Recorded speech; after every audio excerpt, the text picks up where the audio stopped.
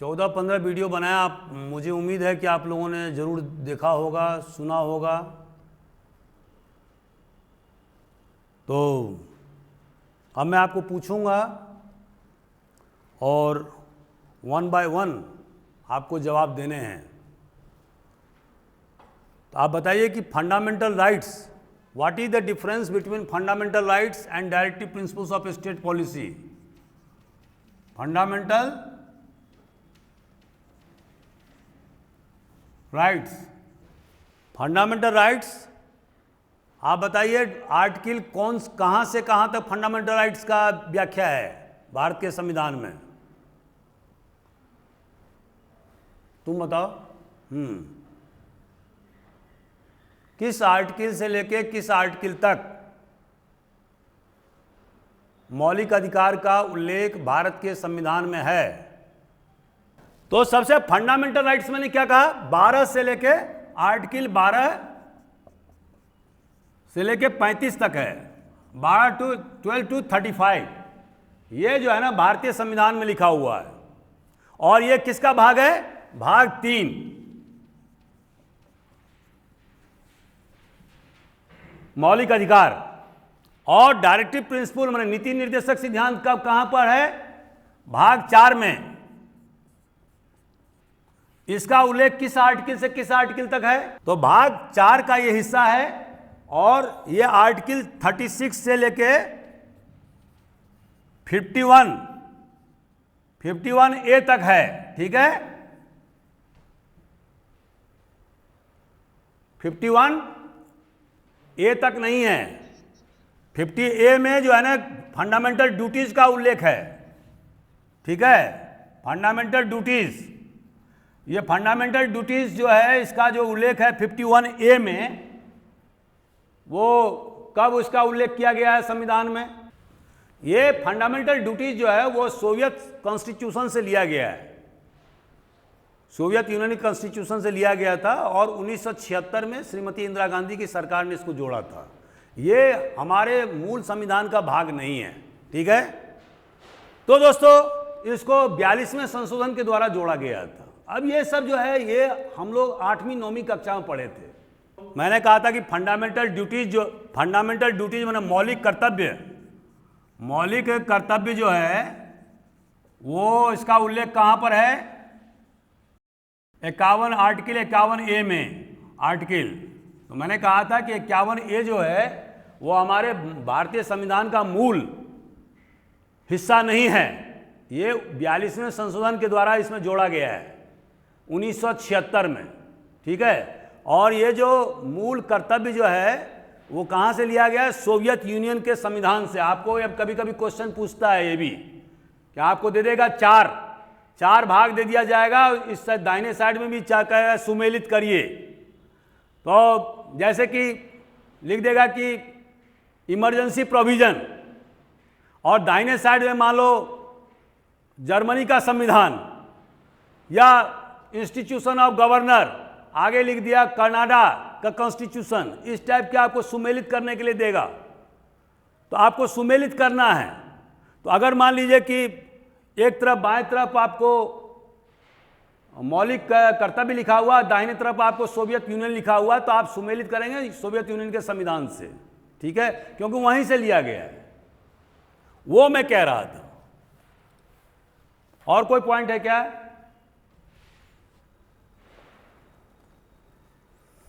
तो दोनों में क्या अंतर है, मौलिक अधिकार और नीति निर्देशक सिद्धांत में क्या अंतर है? पहला, मौलिक अधिकार सकारात्मक है और नीति निर्देशक नकारात्मक है। ये सही है क्या? पहला पॉइंट दे रहा है कि मौलिक अधिकार सकारात्मक है और नीति निर्देशक नकारात्मक है। दूसरा, नीति निर्देशक को हमेशा मौलिक अधिकार पर प्राथमिकता दिया जाएगा कोर्ट के द्वारा। ये सही है क्या?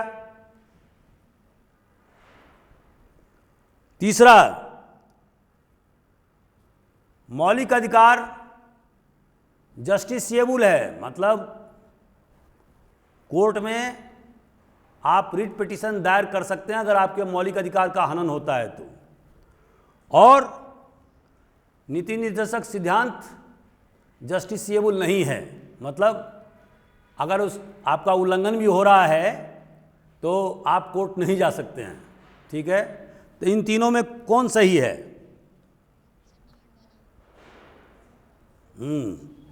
एकदम सही है।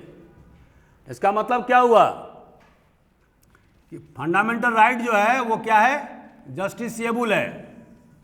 अब इसको मैं थोड़ा सा व्याख्या करूंगा, व्हाट इज जस्टिसिएबल। और directive principles of state policy, DP लिख देते हैं अपन, डायरेक्टिव प्रिंसिपल्स, ये क्या है? नॉन जस्टिसिएबल है। इसका मतलब क्या हुआ? दोनों में अंतर कर रहा हूं। अब आपको पता होना चाहिए कि आर्टिकल 32 क्या है?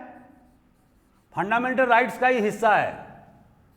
संवैधानिक उपचार का अधिकार, राइट टू कॉन्स्टिट्यूशनल रेमेडीज। इसमें क्या है? मैंने आपको सारा चीज बताया हुआ है, आप उसको नहीं पढ़े हैं इसीलिए आपको समझ में नहीं आ रहा है। तो आर्टिकल 32 में क्या है? 5 प्रकार के रीट का उल्लेख है। वो 5 प्रकार के रीट कौन सा है?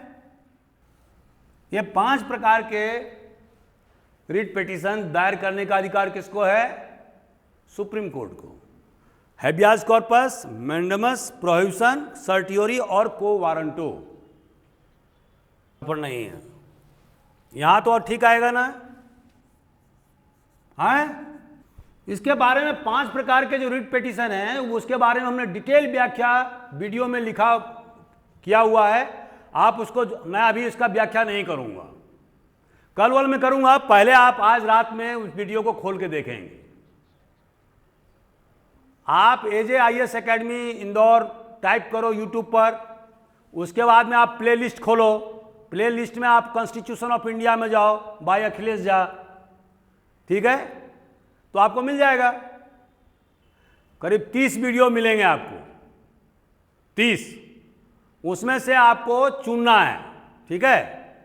तो आपको फंडामेंटल राइट्स में और डायरेक्टिव प्रिंसिपल्स में आपको जाना है, उसको दोनों को आपको पढ़ना है। दोनों मिला के करीब 5 वीडियो हैं, ठीक है। ये जो है ना, इतने प्रकार के क्या हैं, ये रिट पिटीशंस हैं। इस रिट के तहत में हैबियास कॉर्पस का एक लाइन और बता देना चाहता हूं। हैबियास कॉर्पस मतलब क्या होता है? टू प्रोड्यूस, ये सब लैटिन वर्ड है। To produce before the court, that is called habeas corpus. Suppose a person has been detained by police department, police officers, and his relative approaches to the court. कि sir, my brother is missing for the last 15 days, and I think that police has made them missing, and we are not getting his whereabouts. Tell me. तो court क्या करेगा? What will do court? Court जो है ना हैबियास corpus का notice जारी करेगा, writ petition दायर करेगा संबंधित पुलिस अधीक्षक को। आप जो है produce the missing person, Ram Prakash को प्रोड्यूस करो before the court, so that कि court want to ascertain the physical presence of Ram Prakash. This is called habeas corpus, ठीक है। तो इसी तरह से और 4 हैं, ठीक है। इसके बारे में आप कर लीजिएगा। अगर आपको किसी प्रकार का कोई कष्ट हो तो आप फिर हमको क्वेश्चन पूछेंगे, तो आई विल आंसर टुमारो, क्योंकि कल मैं कॉन्स्टिट्यूशन ऑफ इंडिया पर ही क्लास लूंगा, fundamental rights and directive principles पर। इसके अलावा हाई कोर्ट को आर्टिकल 226 और 227 इसके तहत में रिट पिटीशन दायर करने का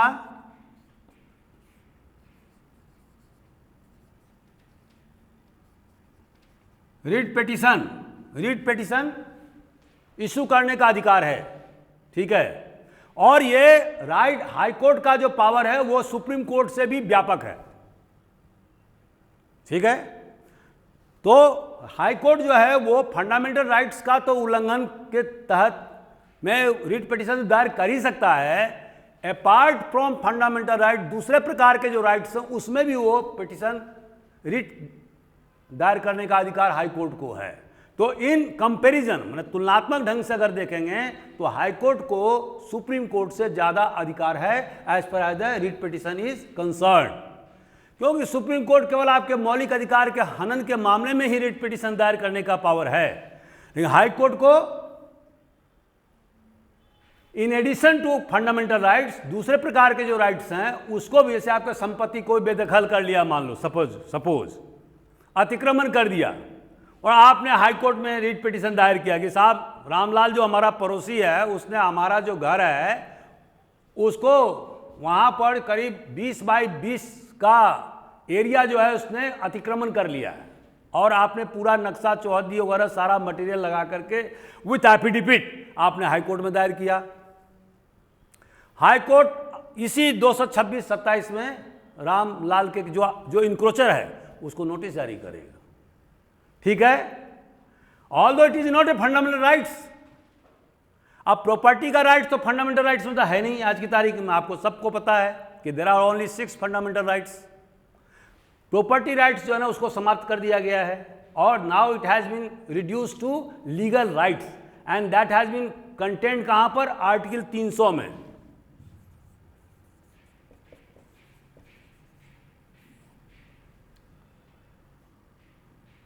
पहले प्रॉपर्टी राइट कितने में था, आर्टिकल 31 में, तो इसको क्या किया, खत्म कर दिया। अब now it has become legal right, कानूनी।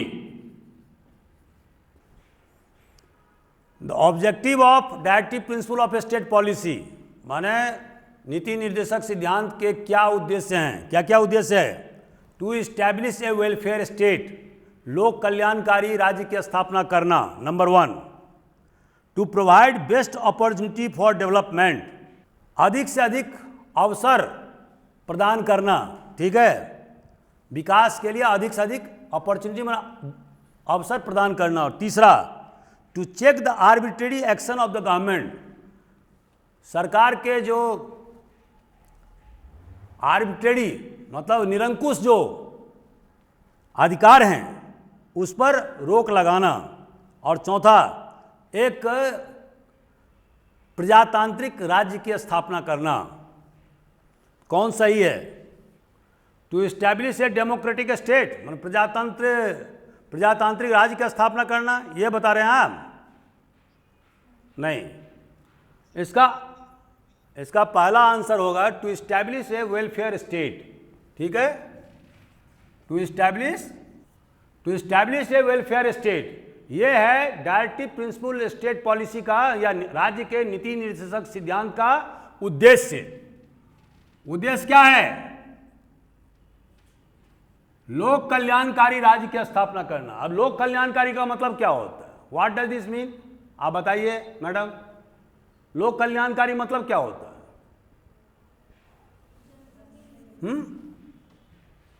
वेलफेयर स्टेट का मतलब क्या होता है? Society is not comprising only SC/ST, it is a part, even the backward classes, scheduled caste, scheduled tribes, women, they are all the part of the society but they are not the whole.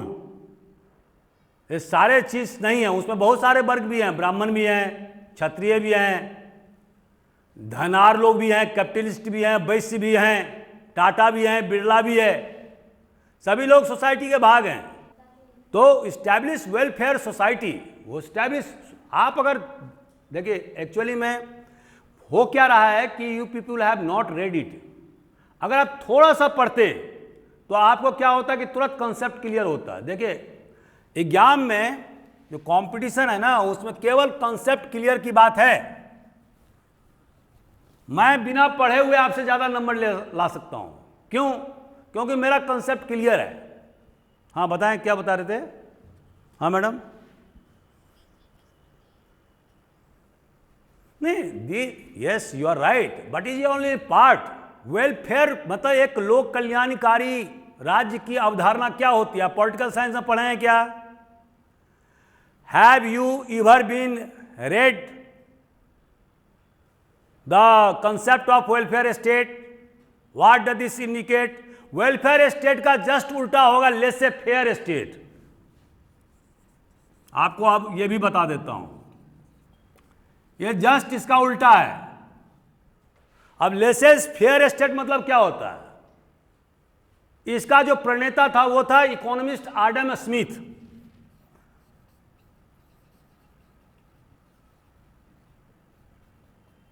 अब ये laces fair मतलब होता क्या है? Free for all. मतलब कहने का आशा यह है कि market will take its own course,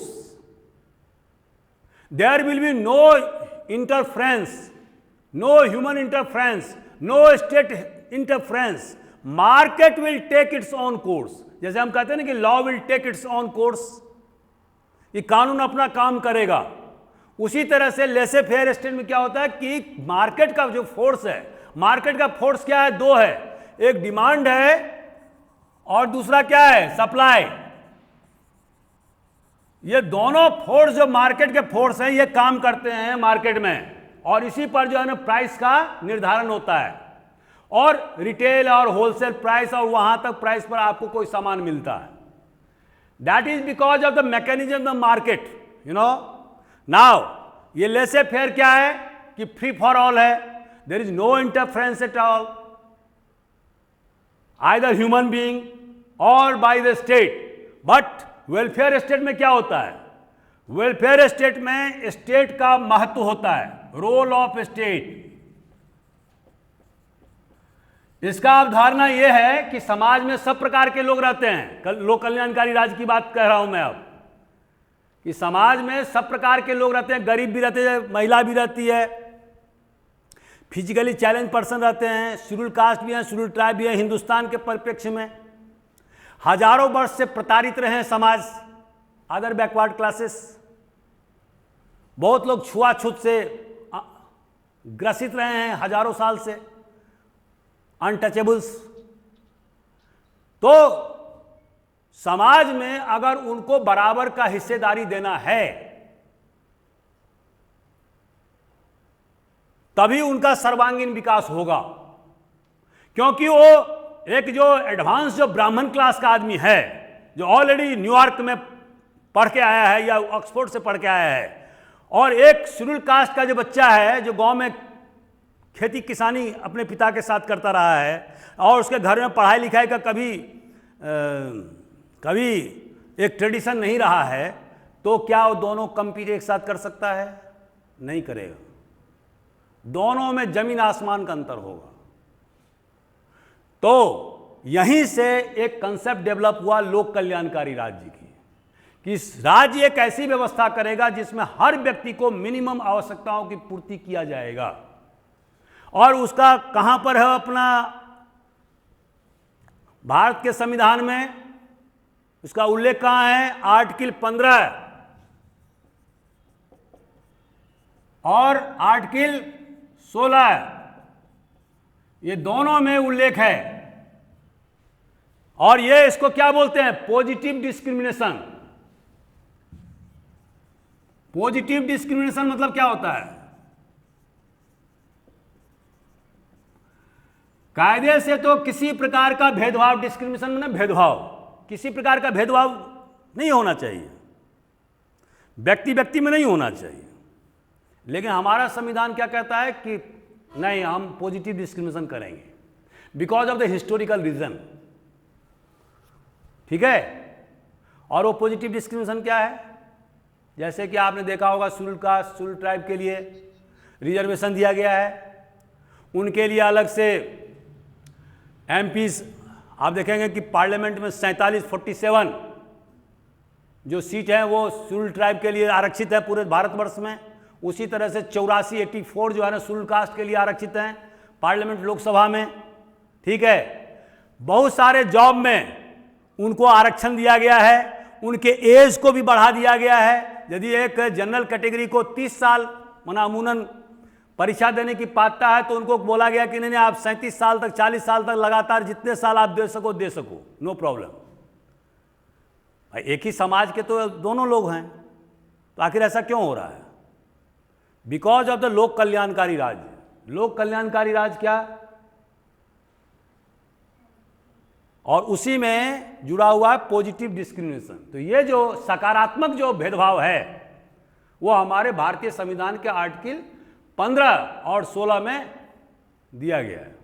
ठीक है, एक तरफ तो वो कहता है कि हम जाति, वंश, गोत्र, लिंग, सेक्स, किसी प्रकार को कोई मान्यता हम नहीं देते हैं, कोई भेदभाव हम नहीं मानते हैं।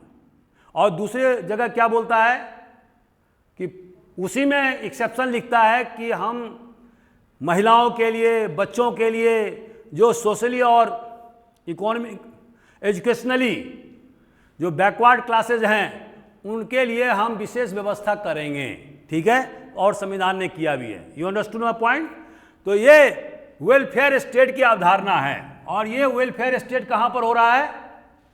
Directive principles of state policy के तहत में, जो एक लोक कल्याणकारी राज्य की स्थापना करता है। इसका जो सबसे जो मुख्य बिंदु है, आप आर्टिकल 36 को पढ़ो तो आपको साफ दिखेगा कि उसका उद्देश्य क्या है। वो उद्देश्य किस में लिखा हुआ? आर्टिकल 36 में। और उसका जो व्याख्या है वो कहाँ लिखा हुआ है? आर्टिकल 39 बी और सी में। तो उसका जो व्याख्या है वो क्या है? आर्टिकल 39 बी और सी में। बी क्या कहता है? बी कहता है कि किसी प्रकार का जो असमानता है, जो इनइक्वालिटी है, उसको कम करना राज्य का उद्देश्य होगा। The state shall try to minimize the inequality among people। ठीक है, असमानता आर्थिक भी हो सकता है, सामाजिक भी हो सकता है, ठीक है, राजनीतिक भी हो सकता है।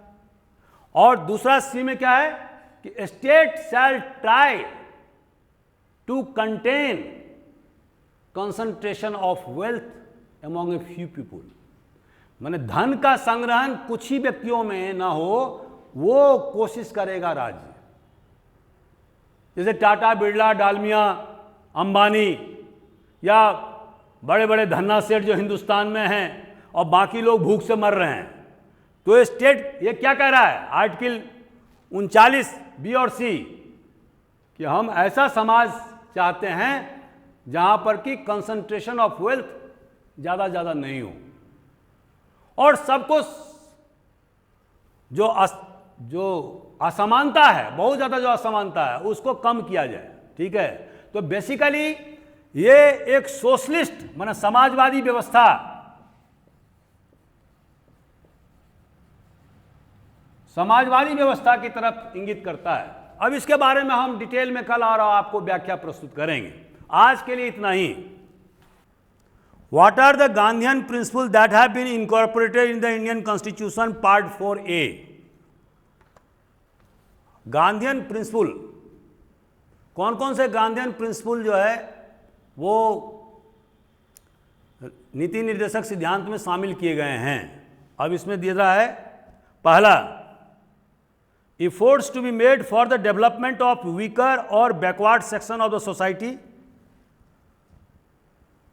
कमजोर और बैकवर्ड समाज के जो बैकवर्ड पिछड़े लोग हैं उनके विकास के लिए प्रयास करना। दूसरा, prohibition on use of intoxicating liquor except for medicinal purposes. मतलब इंटॉक्सिकेटिंग लिकर मतलब जो दारू वगैरह पीते हैं, तो उस पर पूरी तरह से रोक, माने शराबबंदी, हिंदी में क्या होगा? शराबबंदी। तीसरा, विलेज पंचायत का गठन। चौथा, कुटीर उद्योग की व्यवस्था और स्मॉल स्केल इंडस्ट्री की व्यवस्था। तो इसमें कौन कौन सा पॉइंट है?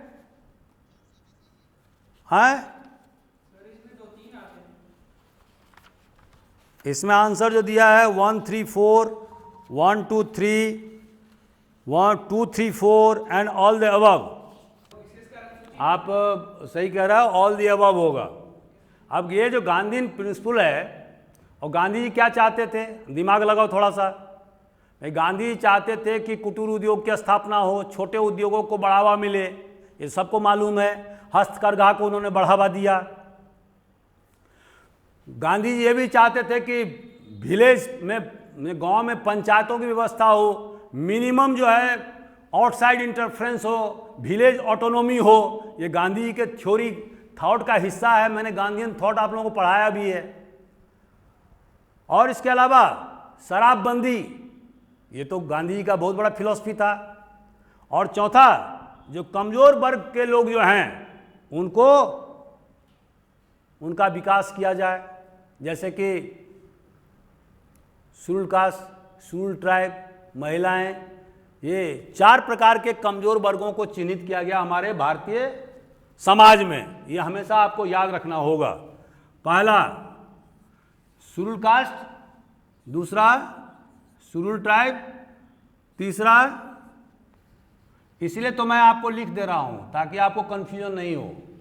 एक लेमैन जो है, जो आम जनता है, वो जैसे आपने ओबीसी बोल दिया वैसे वो भी बोलता है। लेकिन जब हम कमजोर वर्ग कहेंगे, सुनो, तो उससे 4 प्रकार के क्लास का निर्धारण होगा। और वो क्या होगा? पहला शेड्यूल्ड कास्ट, जिसको अनुसूचित जाति कहते हैं, अनुसूचित जनजाति, शेड्यूल्ड ट्राइब। तीसरा वीमेन ऑफ ऑल क्लासेस, चाहे वो ब्राह्मण की महिला हो, चाहे वो क्षत्रिय हो, चाहे हरिजन की महिला हो, चाहे ओबीसी की महिला हो, कोई भी महिला हो, ऑल महिलाज, all women are included in the weaker sections of the society. और चौथा क्या है? Physically challenge person. आपने देखा होगा बहुत सारे लोगों को अपंग हैं, जैसे कोई किसी का एक टांग टूटा हुआ है, किसी का एक आंख नहीं है, किसी का नाक जो है वो डिफॉर्म हो गया है। ठीक है, लोग देखेंगे तो हंसते रहते हैं, हालांकि हंसना नहीं चाहिए, ये कुदरती चीज़ है, लेकिन समाज उसको जल्दी एक्सेप्ट करने के लिए तैयार नहीं होता। ठीक है, तो they are called physically challenge person. किसी का एक हाथ ही नहीं है, कोई है तो पूरा शरीर जो है ना लकवा ग्रस्त है या पोलियो से ग्रसित है, या कुछ लोग क्या है कि पालसी से ग्रसित है, ब्रेन का आधा भाग काम नहीं करता। तो there may be so many type of physically challenge person, right from, and that challenge may be from 10% to 70%। ठीक है, 70%। अब 100% हो जाएगा तब तो इमोबाइल हो जाएगा वो, तो चलने फिरने की स्थिति में नहीं रह पाएगा। तब तो ये भी नहीं रहेगा कि वो क्या चीज़ है, वो खुद अपना नाम नहीं पहचान पाएगा, तो वो तो हो गया पूरी तरह से डेड। लेकिन अगर 10% से लेकर 70% तक जो फिजिकल, चाहे वो फिजिकल बॉडी का हो चाहे ब्रेन का हो, ठीक है, तो they are all physically challenge person, जिसको क्या बोलते हैं? अपंग। और इसलिए आपने देखा होगा कि भारत सरकार ने हर नौकरी में 3% आरक्षण दिया हुआ है। इवन यूपीएससी में 3% आरक्षण है। अभी आपने टीना डाबी देखा होगा, आईएएस में टॉपर किया था, she is also physically challenge person. ठीक है, हमने एक कभी नाटी इतनी छोटी सी लड़की, 3-3.25 फीट लड़की को देखा कलेक्टर घूमते हुए, और बहुत पुलिस अधीक्षक हम साथ साथ जा रहे थे, वो 3.5 फीट की थी। ठीक है, अभी देखा था यूट्यूब पर, and she was collector holding the charge of collectors in some district, और एसपी और बहुत सारे अधिकारी उसके साथ साथ जा रहे थे। आप समझ रहे थे, they are all physically challenge person. और 3% भारत सरकार ने आरक्षित किया हुआ। इसी तरह से आपने देखा होगा महिलाओं के लिए, सारे महिलाओं के लिए भारत सरकार और विभिन्न राज्य सरकारों ने आरक्षण दिया हुआ है। ठीक है, इसमें ओबीसी नहीं आएगा, जो तुम बता रहे थे। क्या नाम है आपका? हेलो,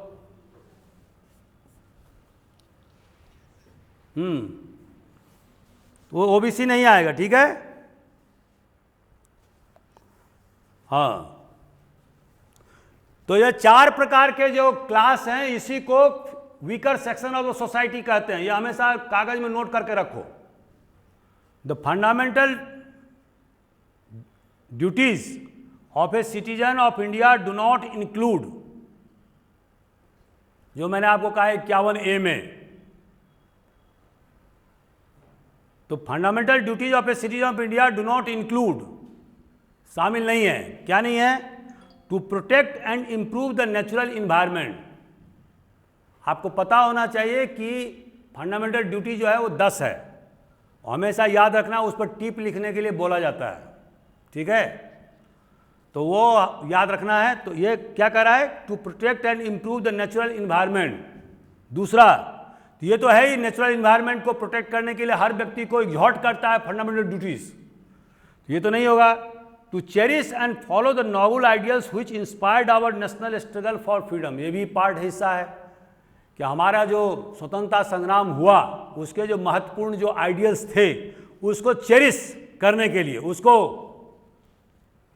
फॉलो करने के लिए मौलिक कर्तव्य बताता है, ठीक है, ये भी हो गया। To develop scientific temper, humanism and the spirit of the inquiry and reform, ये भी हिस्सा है फंडामेंटल ड्यूटीज का, जिसमें वो कह रहा है कि साइंटिफिक टेम्पर, जो जवाहरलाल नेहरू ने कहा था कि हर हिंदुस्तानी को साइंटिफिक टेम्पर डेवलप करना चाहिए, दकियानुसी विचारधारा में नहीं रहना चाहिए।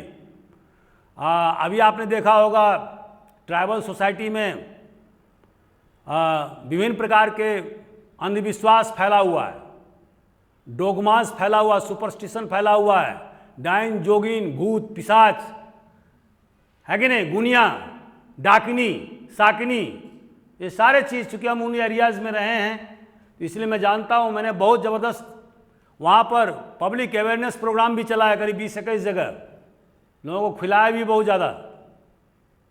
तो ये जो सुपरस्टिशन, अंधविश्वास या डोगमा, इन सब से दूर रख करके साइंटिफिक इंक्वायरी, ये भी हिस्सा है फंडामेंटल ड्यूटीज का। साइंटिफिक इंक्वायरी मतलब क्या होता है?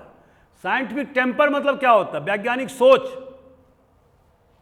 How and why. अगर कोई चीज है तो कैसे है और क्यों है, दोनों 2 पॉइंट जवाब मांगो उससे, ठीक है। अगर आप यहां हो तो क्यों हो और कैसे हो, आपको सारा जवाब मिल जाएगा। आप यहां इसलिए हो ताकि आप कंपीट करना चाहते हो, आपका मन नहीं है लेकिन आपके माँ बाप चाहते हैं। आपके माँ बाप क्यों चाहते हैं? क्योंकि पड़ोसी वाला एक डिप्टी कलेक्टर बन गया है, वो धौंस देता रहता है सुबह शाम, हमारा बेटा डिप्टी कलेक्टर है, तो आपके माँ बाप भी चाहते हैं कि मेरी बेटी भी डिप्टी कलेक्टर हो जाए। तो because of that factor you are here. तो देयर आर सम रीजन। ऐसे नहीं होता, नहीं तो इंदौर में तो करीब 40 लाख की आबादी है, तो सारे लोग क्यों नहीं डिप्टी कलेक्टर बनना चाहते हैं? क्यों नहीं कलेक्टर बनना चाहते हैं? क्योंकि हाउ एंड व्हाई में वो नहीं कसेंगे, क्योंकि उनका सिचुएशन वो नहीं है, या तो उनको नॉलेज नहीं होगा, ये भी क्या चीज़ होती है, उनका मेंटल डेवलपमेंट, जैसे आपके माँ बाप का मेंटल डेवलपमेंट होगा उतना दूसरे का माँ बाप का डेवलपमेंट नहीं होगा। वो डिप्टी कलेक्टर के बारे में, कलेक्टर के बारे में नहीं सोचते होंगे तो अपने बच्चे को नहीं पढ़ाएंगे, ठीक है। तो this is called scientific temper, ठीक है। तो इसमें आंसर आपने क्या देखा, जो मैंने आपको बताया, ये चारों चीज जो है उसमें शामिल हैं, ठीक है। तो चारों क्या है, और उसके बाद में अभी तक 3 ही बताया मैंने, और चौथा क्या है? To strive towards abolition of untouchability. To strive towards abolition of untouchability मतलब अस्पृश्यता को समाप्त करने के लिए प्रयास करना। तो ये क्या है? फंडामेंटल ड्यूटीज का हिस्सा नहीं है, ठीक है। ये हिस्सा किसका है? आर्टिकल 17 का।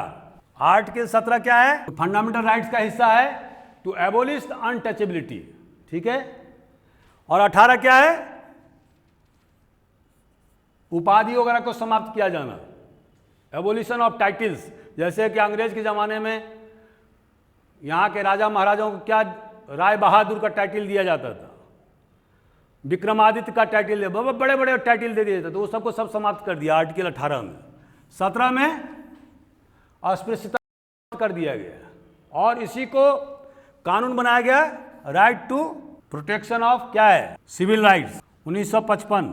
इसके तहत में अगर आपने छुआछूत किया तो ये आर्टिकल 17 तो फंडामेंटल राइट्स है, इसके तहत भारत सरकार ने कानून बनाया 1955 में। अभी 1989 में SC/ST निरोधक अधिनियम हमने आपको पढ़ाया हुआ है, इसी स्पेशल प्रोटेक्शन राइट का एक्सटेंशन है, आगे का है, मतलब और ज़्यादा हार्ड है, उसको आप जरूर पढ़िए, बहुत अच्छा वीडियो बना हुआ है। तो उसमें क्या है कि अगर किसी प्रकार का आपने छुआछूत किया तो आपको क्या हो, सजा मिलेगी, 6 महीना का, 3 महीना का, ठीक है। हालांकि ये जब कारगर नहीं हुआ तो उसके बाद में गवर्नमेंट ने 1989 में क्या किया, राजीव गांधी गवर्नमेंट ने SC/ST एट्रोसिटीज एक्ट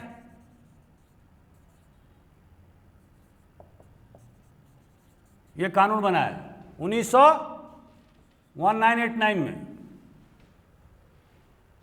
इसका ही एक्सटेंशन है ये।